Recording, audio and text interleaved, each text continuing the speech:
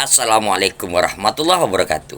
Salam santun dan salam hormat dari saya, dan tak lupa salam akal sehat. Kembali hadir Harimau Agam Channel menemui seluruh rekan-rekan. Mudah-mudahan berada dalam keadaan sehat walafiat, dimurahkan rezeki, dilapangkan segala urusan. Amin amin ya rabbal alamin. Alhamdulillah, hari ini kita akan membahas satu topik. Topik ini adalah berkenaan dengan bencana alam yang ada di Aceh. Ya, dalam hal ini pemerintah Republik Indonesia sudah sangat banyak berbuat. Salah satunya adalah membuat hunian sementara yang kita singkat dengan Huntara. Hunian sementara untuk para korban bencana alam yang berada di Aceh. Ya, untuk sementara ini sudah selesai lebih kurang 600 unit. Kita saksikan apa saja fasilitas yang ada di Huntara, hunian sementara untuk korban bencana alam di Aceh. Saksikan videonya.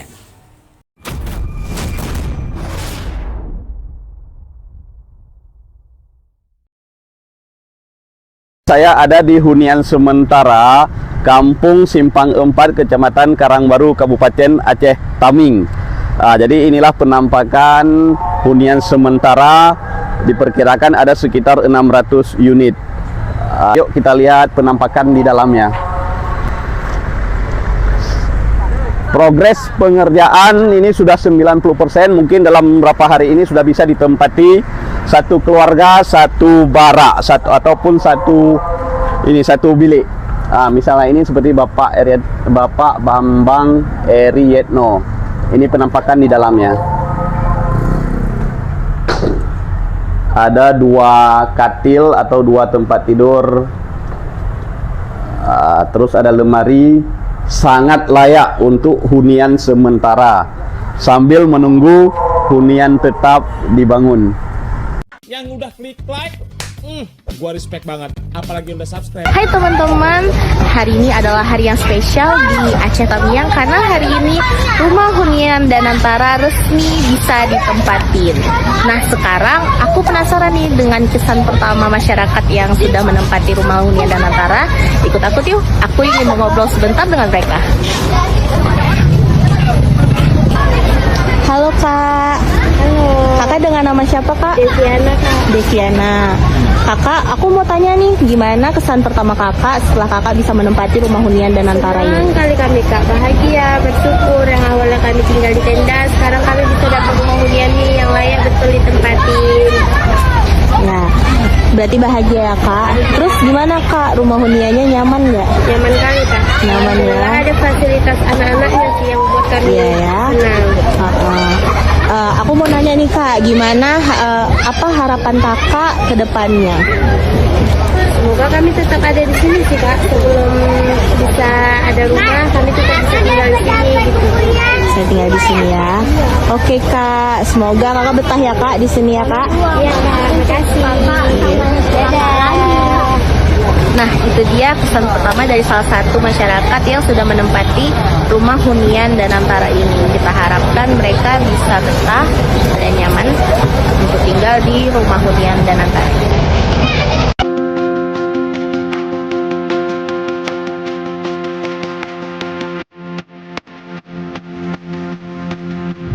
Seluruhnya 600 unit, kemudian rasionya adalah 1:5. Jadi kamar mandinya ada 120, toiletnya 120, kemudian ada musola 14 unit, dapur umum juga 14 unit, bukan dapur umum, dapur bersama ya.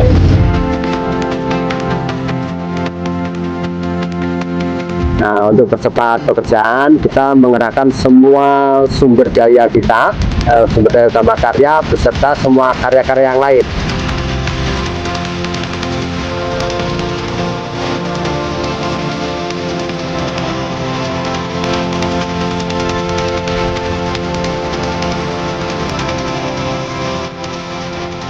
Total 15.000 yang akan kita bantu untuk masyarakat. Insyaallah mudah-mudahan nanti di tempat lain, tempat berikutnya nanti sesuai, kita akan menunggu petunjuk dari Gubernur dan Pak Wagub untuk lokasi-lokasi yang memang membutuhkan sekali.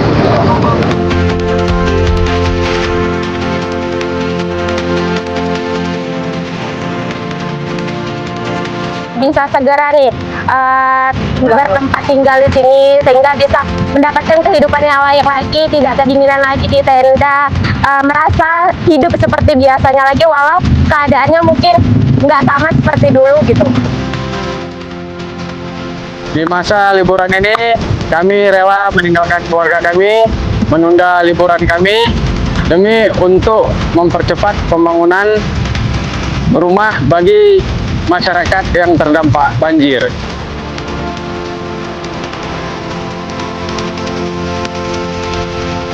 Karena kualitas hidup rakyat kita itu jadi bahan utama pemikiran saya, ya.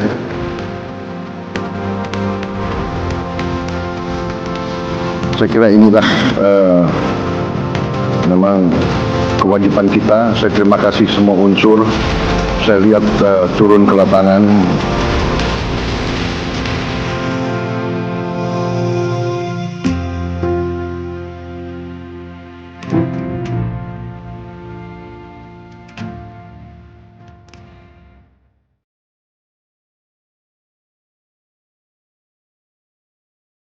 Guys, ini adalah penampakan hunian sementara yang ada di Kecamatan Karangbaru, Kabupaten Aceh Tamiang.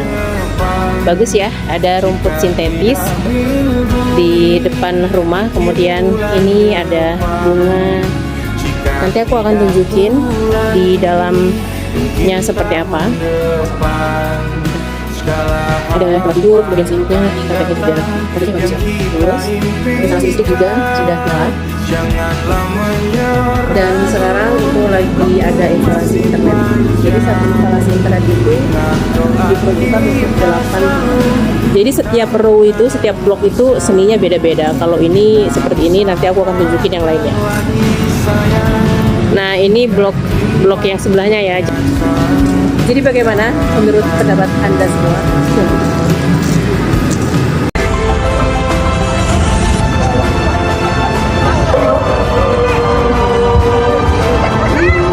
Terima kasih banyak. Saya Dr. Mustaqim, MKes SPDLP, Kepala Dinas Kesehatan Kabupaten Aceh Tamiang. Di belakang kami, ini ada klinik kesehatan tiap hari dan tanpa ada hari libur. Baik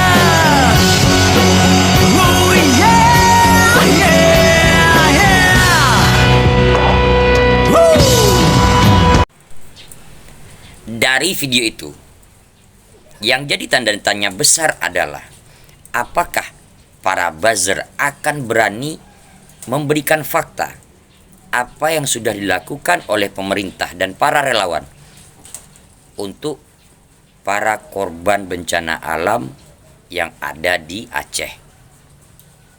Semua itu tidak akan pernah mereka lakukan. Ya, apatah lagi YouTuber-YouTuber penjilat ya yang berasal dari Indonesia, yang dulunya apakah dia bekerja di Malaysia, yang sekarang udah balik ke Indonesia. Apakah yang masih bekerja di Malaysia yang begitu membangga-banggakan apa yang telah dilakukan oleh warga negara Malaysia, ya kan? Itu yang mereka ekspos. Sedangkan apa yang dilakukan oleh pemerintah negara Republik Indonesia mereka tidak akan pernah ekspos. Sebab sepertinya semua itu adalah pesanan, ya, konten-konten pesanan yang hanya untuk mempropaganda, ya, yang berniat hanya untuk mengadu domba. Jika itu sifatnya mengkritisi, itu bukan sifatnya mengkritisi, tapi mengecilkan peran dari pemerintah Republik Indonesia, mengecilkan peran dari para relawan, mengecilkan peran dari Polri, mengecilkan peran dari Tentara Nasional Republik Indonesia. Kita warga negara Indonesia harus tetap menjaga persatuan dan kesatuan. Jadikan kasus yang baru-baru ini terjadi, negara Venezuela, ya, yang diserang oleh Amerika Serikat, itu bukan kasus yang sebentar. Kasus propaganda sudah dari dulu kala. Sudah dari dulu kasus propaganda itu menciptakan ketidaktenangan, menciptakan kestabilan, ketidakpercayaan kepada pemerintah. Ayo, tidak ada yang tidak sempurna, ya kan? Tidak ada yang sempurna. Nobody's perfect. Tidak ada orang yang sempurna. Begitu juga dengan sebuah negara.